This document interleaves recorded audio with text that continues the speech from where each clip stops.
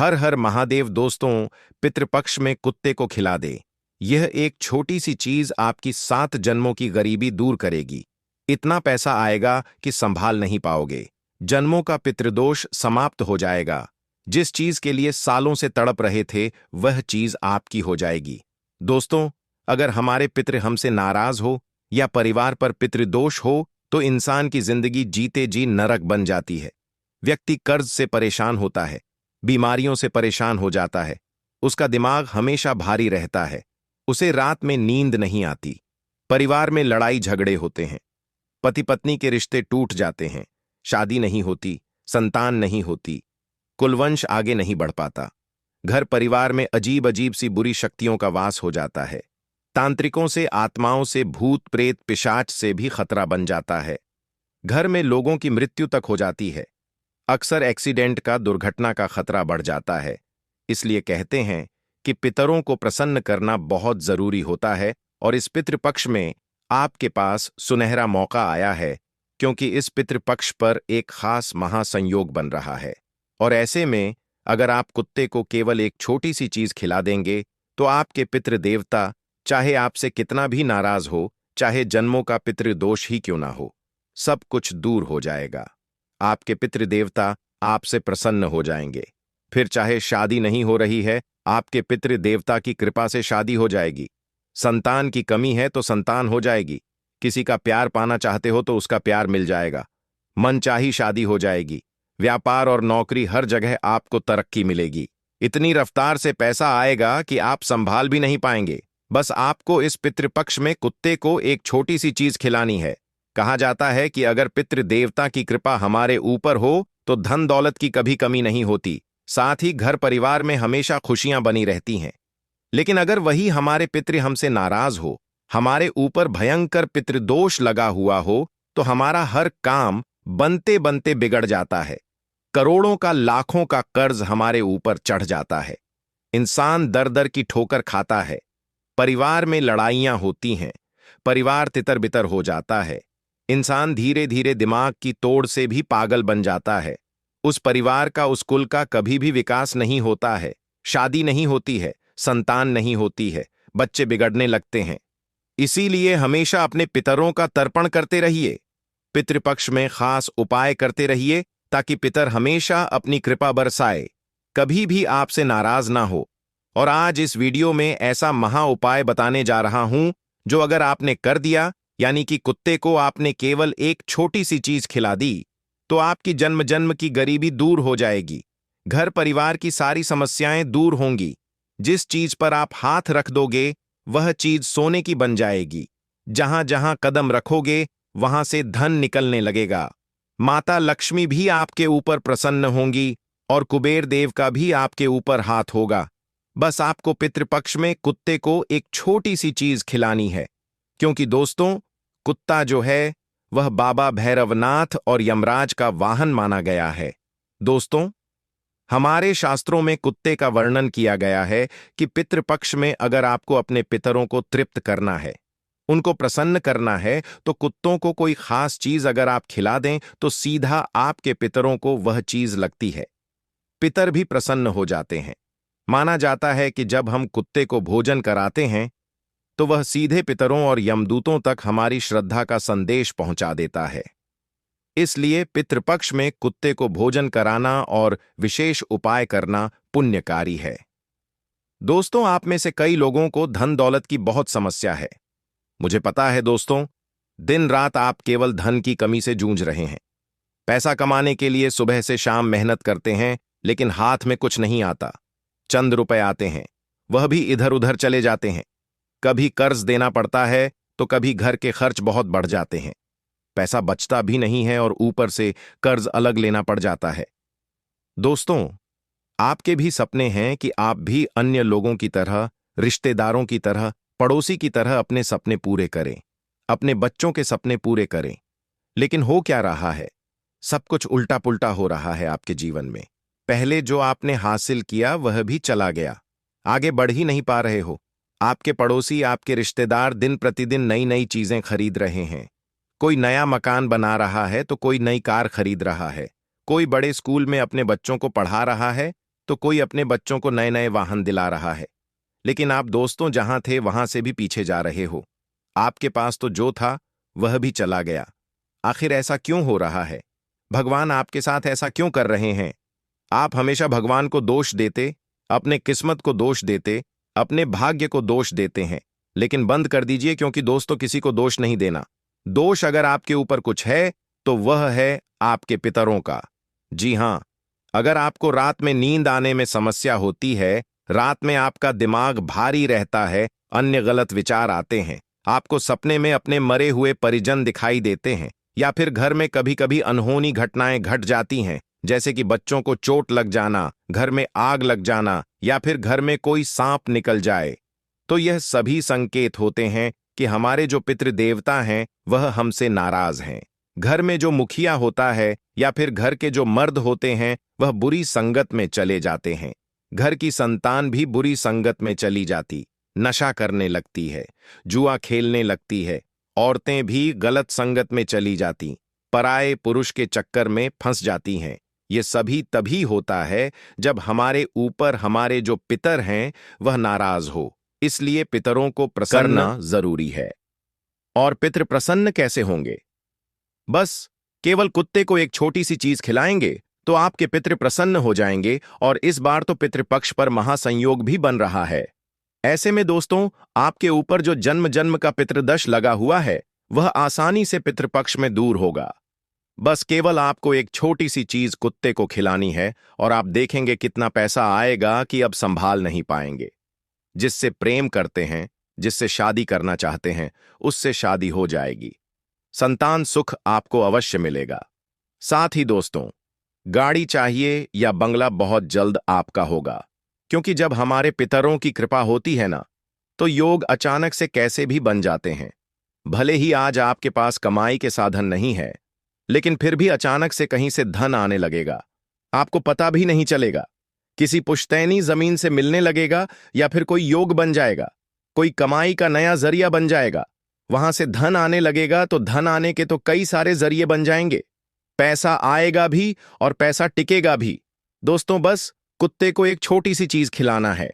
तो आइए, लेकिन उससे पहले आज की इस महत्वपूर्ण वीडियो को लाइक कर दीजिए। बहुत मेहनत से आज यह वीडियो बनाई गई है, तो कृपया करके आज इस वीडियो को लाइक कर दीजिए और कमेंट बॉक्स में सच्चे मन, सच्ची श्रद्धा से जय पितृदेव अवश्य लिखिएगा। अपने अपने पितरों को याद अवश्य करें और कमेंट बॉक्स में जय पितृदेवता अवश्य लिखिए। एक मंत्र बता रहा हूं, ओम पितृदेवताय नमः। इस मंत्र का अवश्य जाप करिए। अब उस चीज की ओर बढ़ते हैं और बताते हैं कि आपको कुत्ते को क्या चीज खिलानी है। लेकिन उससे पहले इस पितृपक्ष में आपको क्या करना चाहिए और क्या नहीं करना चाहिए, मैं आपको बता देता हूं। क्योंकि दोस्तों, जाने अनजाने में आप कुछ गलतियां कर जाते हैं। हर साल पितृपक्ष आता है, हर साल आप अपने पितरों को याद करते हैं और सोचते हैं कि मेरे पितर मुझसे प्रसन्न होंगे, लेकिन उल्टा हो जाता है। आप गलती कर जाते हैं। इस साल वह गलतियां नहीं होनी चाहिए। मैं शुरू से ही बता देता हूं, देखिए, ध्यान से सुनिए। अभी पितृपक्ष चल रहा है, इसलिए यात्रा मत करिएगा। कहीं जाना जरूरी हो तो अपने पितृदेवता का नाम लेकर यात्रा करिएगा, लेकिन यात्रा करना अभी छोड़ दीजिए कुछ समय तक। साथ ही घर में तामसिक भोजन पकाना, मांसाहारी भोजन पकाना छोड़ दीजिए। जब आपके पितृ थे तब तक कोई दिक्कत नहीं थी, लेकिन अब आपके जो पितृ देवता हैं वह शुद्ध हो चुके हैं, इसलिए वह आपके घर में आते हैं। और आप अगर आपके घर में तामसिक भोजन, मांसाहारी भोजन पकाएंगे तो उनको क्रोध आएगा, वह आपके घर में रहेंगे भी नहीं। इसीलिए मांसाहारी भोजन घर में नहीं बनना चाहिए और खाना भी नहीं है। साथ ही यह जो पितृपक्ष का दिन है, पितृपक्ष का जो समय है, वह शांति का समय है। इसीलिए घर में ऊंची आवाज में बात मत करना। अन्य परिवार के लोगों को भी कह दें कि घर में शांति बनाए रखें। पहले से अगर कोई लड़ाई झगड़ा चल रहा था तो बाद में निपटाएंगे, लेकिन अभी शांति पाठ घर में होना जरूरी है। ये पितृपक्ष के 16 दिन बिल्कुल शांति से आपको गुजारने हैं।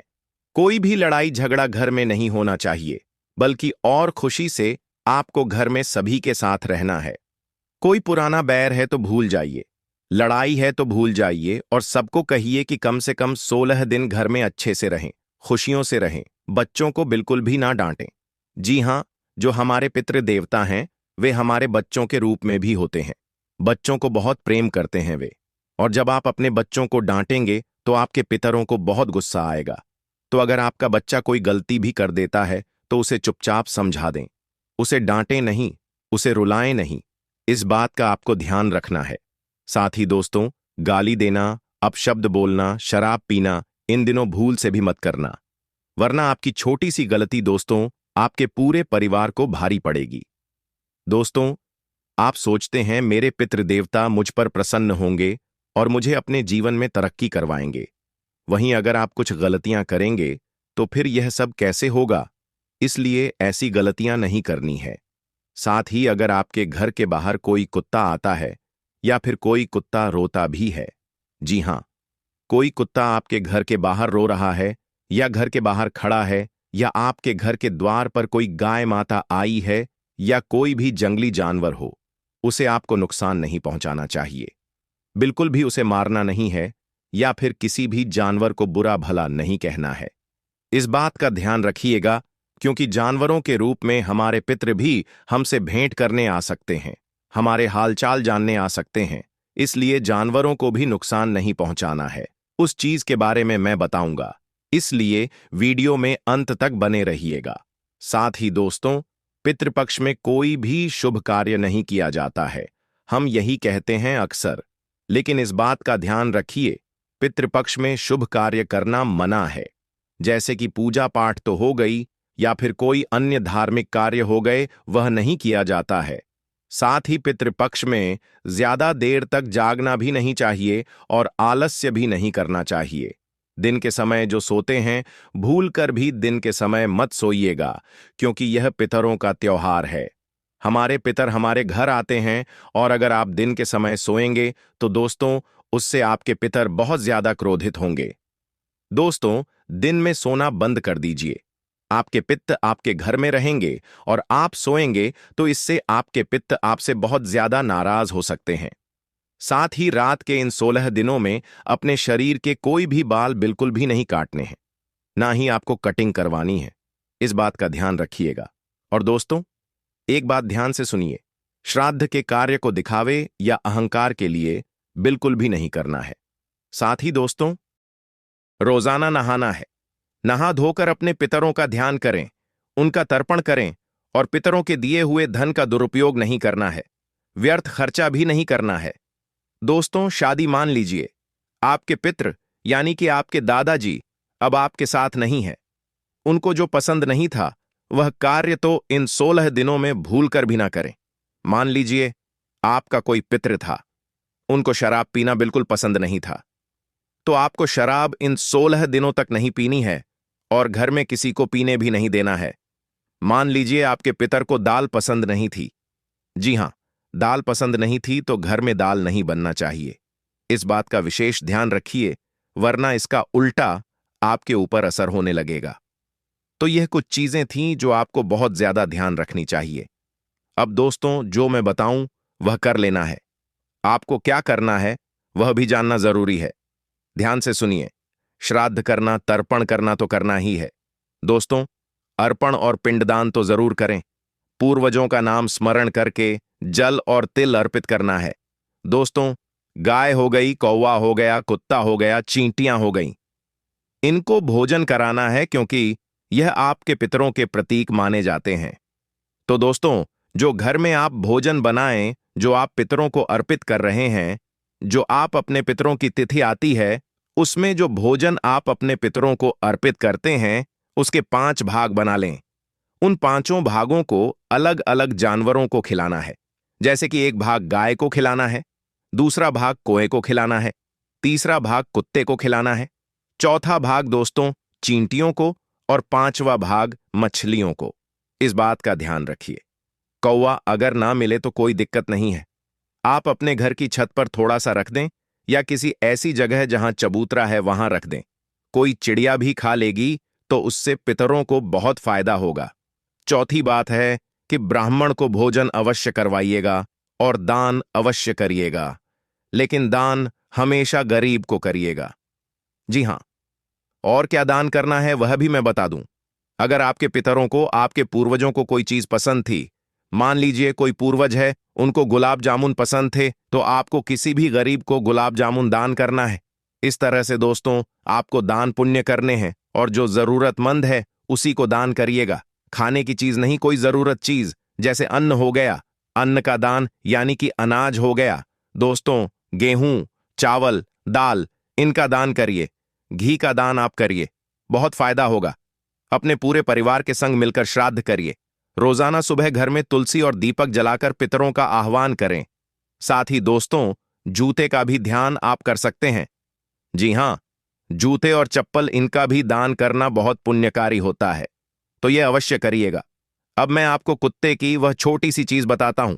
ये चीजें बता दिया मैंने आपको, अब कुत्ते की छोटी सी चीज बताता हूं। मान लीजिए दोस्तों, आपको बहुत कर्ज है, या फिर किसी को बहुत परेशानी है धन दौलत की, या किसी को बीमारी है, तो सबके लिए चीज बता रहा हूं। लेकिन पहली चीज है दोस्तों, जिनको बहुत ज्यादा धन दौलत की किल्लत है, जो रोजाना मेहनत कर रहे हैं लेकिन उनका काम बिगड़ रहा है, धन आ रहा है लेकिन धन टिक नहीं पा रहा है, पैसों के लिए दिन रात एक कर रहे हो, लेकर नहीं रहा है। आप चाहते हैं कि मैं भी अपने सपने पूरे करूं, अपने परिवार के सपने पूरे करूं, अन्य लोगों की तरह मेरा भी रुतबा बढ़े। दोस्तों, धन कमाना जरूरी है, और धन कैसे कमाओगे?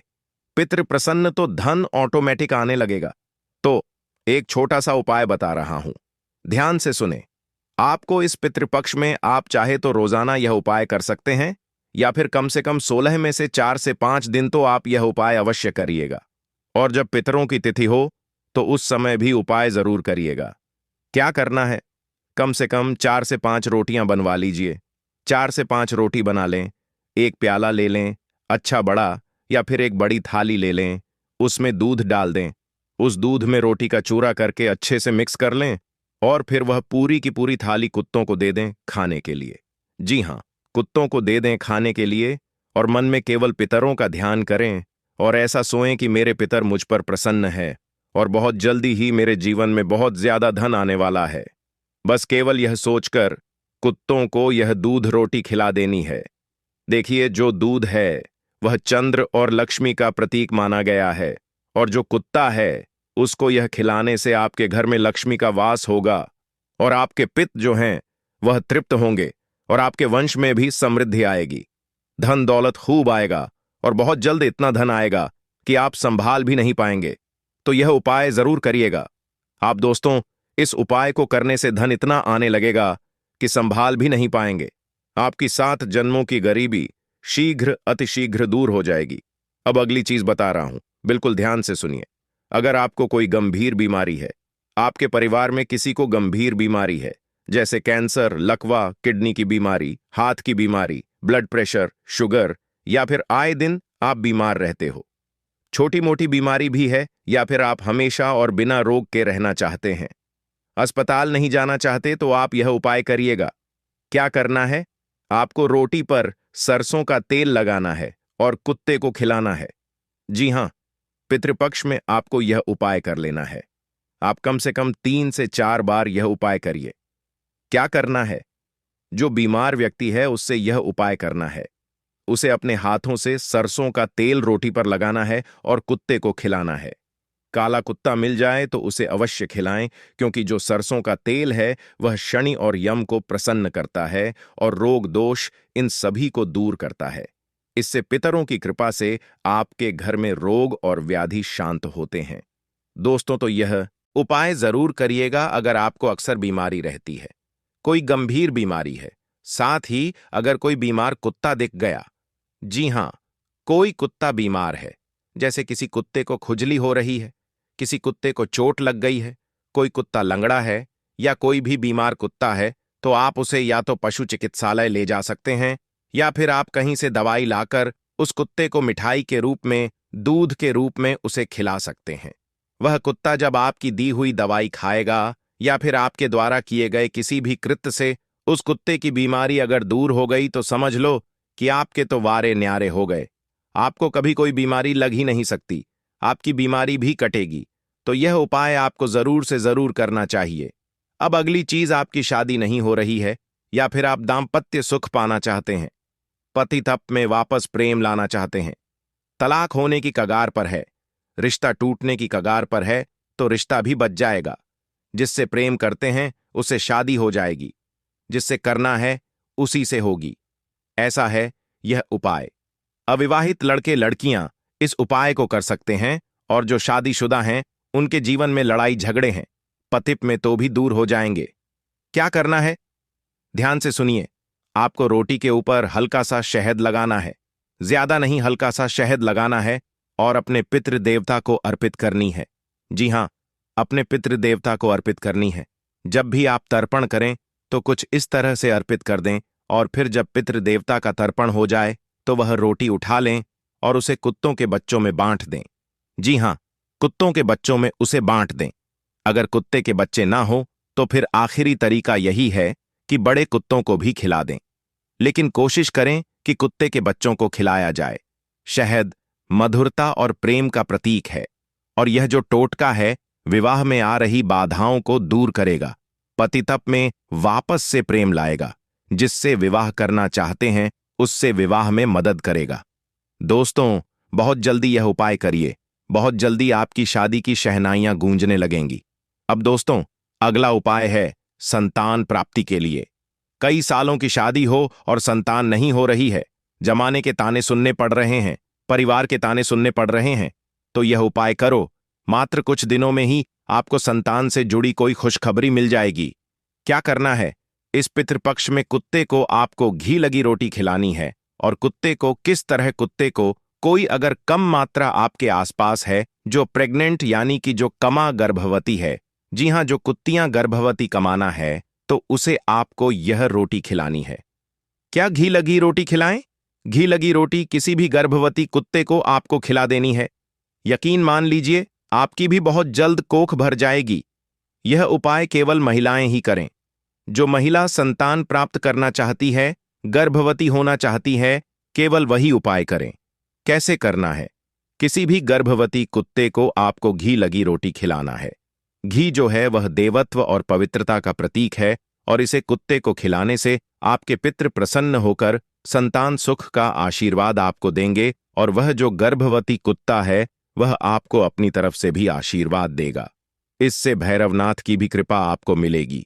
आपके कुल देवता भी आपसे प्रसन्न होकर आपके कुल को, आपके वंश को आगे बढ़ाएंगे। तो यह उपाय जरूर करिए। यह संतान प्राप्ति और वंश वृद्धि के लिए बहुत ही उत्तम उपाय है। अब दोस्तों, मैंने सारे उपाय बता दिए हैं, बस केवल कर्ज का बाकी है। कर्ज के लिए ध्यान से सुनिए। रोटी पर गुड़ लगाना है और पितृपक्ष में रोजाना यह उपाय करना है, और पितृपक्ष हो जाए उसके बाद भी हर अमावस्या के दिन आपको कुत्तों को गुड़ लगाकर रोटी खिलाना है। यह कर्ज से मुक्ति दिलाने के लिए बहुत ही बेहतरीन उपाय है। गुड़ पितरों को प्रसन्न करेगा, रोटी पृथ्वी तत्व का प्रतीक है। दोनों मिलकर आर्थिक बंधन तोड़ेंगे।